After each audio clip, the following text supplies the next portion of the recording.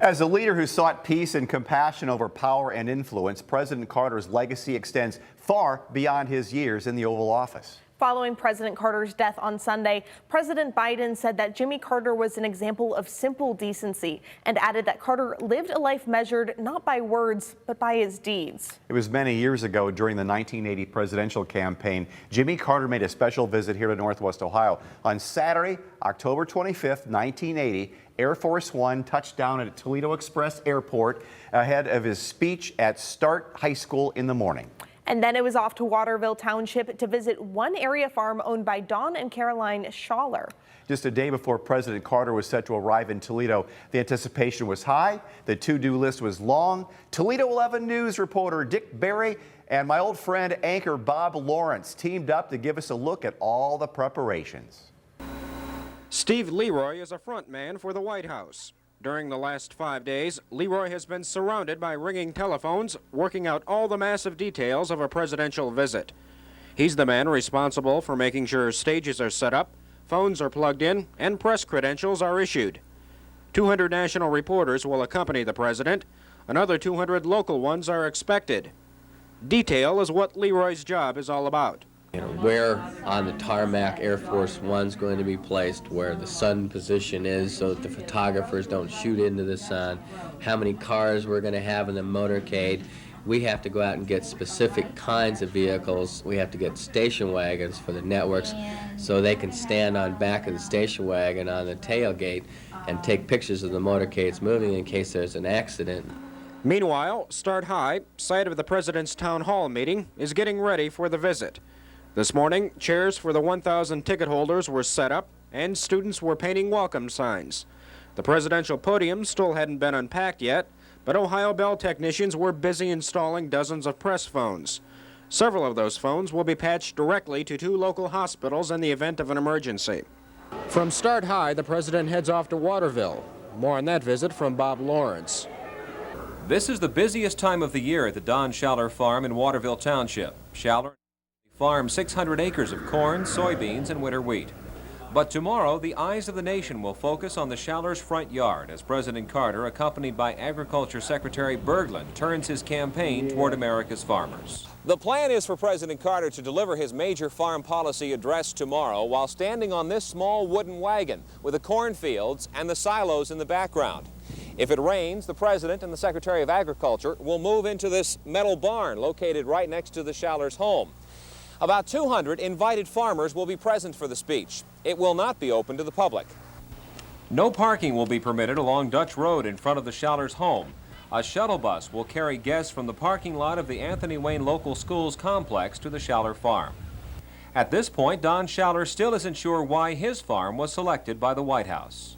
No, not exactly. It's my understanding, though, that they were looking for a grain farm with crops growing near the grain facility, and this qualifies in that regard. As far as personally me, I have no idea. Did they ask if you were a Democrat? No, that was never mentioned. Mrs. Schaller is a nursing student at Wayne State University and is worried about a paper she's supposed to have completed by Monday. She laughingly asked a Carter advance person if the president could write her an excuse for submitting the paper late.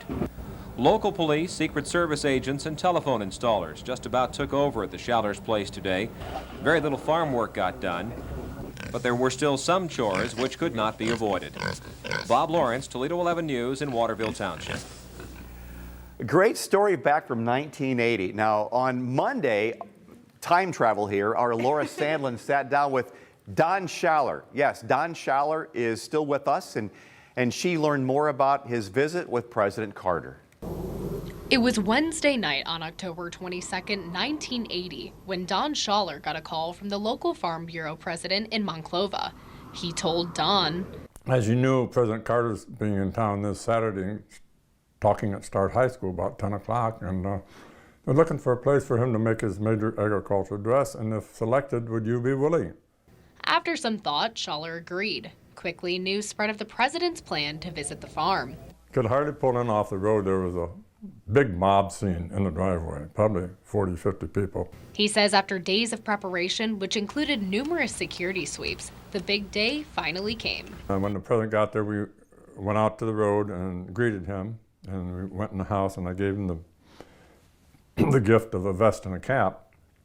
And he told me briefly what he was there for and gave his speech.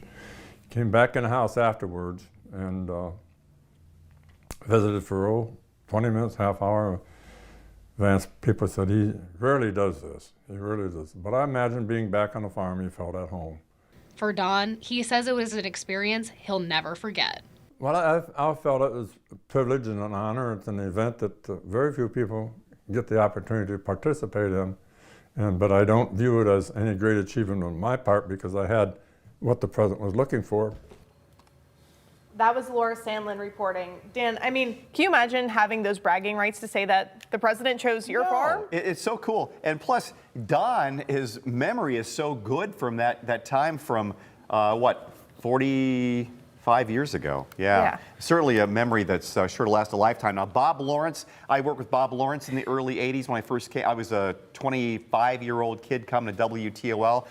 Dick Berry, of course, just retired about 5 years ago. So that's what's neat about this vault when you do this on Fridays, is being able to see these people I knew very well back in the day.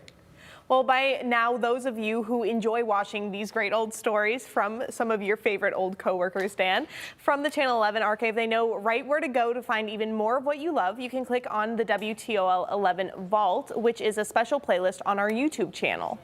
Joe Weaver, one of our employees here at WTOL, a big, passionate WTOL history fan, he compiles a lot of this. New in the vault this week, Toledo 11's Alan May worked with him, reported in the early 80s, had a complete recap of President Carter's visit in Northwest Ohio, and that is posted right now on the WTOL 11 Vault. That story and a whole lot more are available to watch right now in the vault, so be sure to check it out. We'll be right back.